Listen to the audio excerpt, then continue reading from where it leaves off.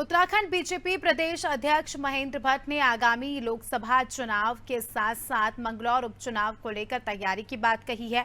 BJP प्रदेश अध्यक्ष ने कहा कि अभी तक बीजेपी इस सीट पर जीत हासिल नहीं कर पाई है, लेकिन क्षेत्र की जनता विकास चाहती है और वो बीजेपी के साथ है। बता दें, मंगलौर से बीएसपी विधायक सरवत करीम अंसारी का पिछले दिनों निधन हो गया था और अब इस सीट पर 6 महीने के दौरान उपचुनाव होना है।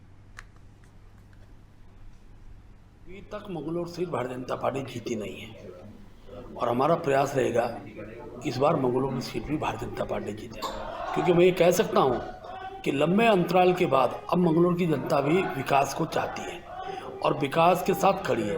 प्रदेश में हमारी सरकार है और हम प्रत्याशी भी ऐसा देंगे जो 100% चुनाव को जीतेगा, ये विश्वासपूर्वक कह सकता हूँ।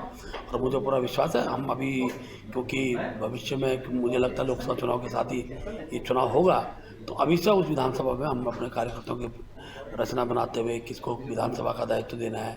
अभी हमने सांसद महोदय को एक विधानसभा दी हुई है और भी गति के साथ विधानसभा भारतीय जनता पक्ष में आए, इसके लिए हमारी रचना रहेगी।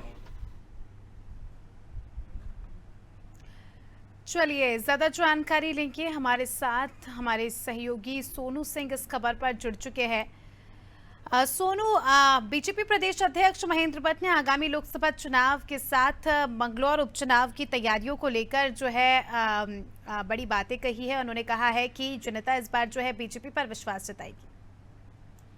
अब देखिए, अगर सियासी लिहाज से हम इस क्षेत्र को देखें तो जो हरिद्वार लोकसभा सीट है उस पे मौजूदा सांसद जो है वो बीजेपी के हैं और बीजेपी पहले से ही जो उत्तराखंड में बीजेपी की पिछले चुनावों में जो सीटें कमजोर रही हैं उन सीटों पर लगातार फोकस कर रही है और एक ठोस रणनीति के तहत बीजेपी इन सीटों को मजबूत करने की कवायद में जुटी हुई है। एक तरफ लोकसभा चुनाव की तैयारी और दूसरी तरफ अब ये आज क्योंकि इस विधानसभा सीट पर बसपा के विधायक रहे हैं और उनका आकस्मिक निधन हुआ बीमारी के चलते और अब इस पर उपचुनाव होने हैं, तो इस विधानसभा सीट पर उपचुनाव में बीजेपी ने अभी से ही अपनी रणनीति बनानी शुरू कर दी है ताकि इस सीट पर बीजेपी का जीत का परचम लहराए। और पहले से ही बीजेपी तमाम उन सीटों पर लगातार फोकस कर रही है जहां पर बीजेपी पिछले जब विधानसभा के चुनाव हुए थे उस दौरान बीजेपी कमजोर रही थी, यानी हारी थी।